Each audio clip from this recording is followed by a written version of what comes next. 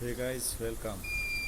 Today I am going to show you how to stop buzzer sound in CP Plus camera. Okay, let me go first. Main menu.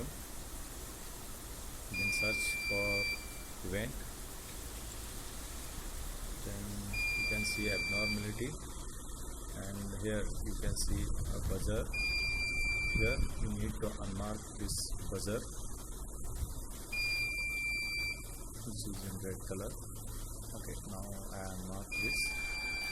You see there is an error called as no disk.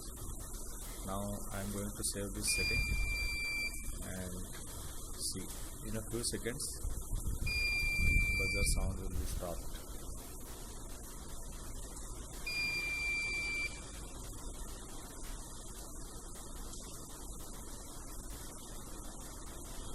There you go.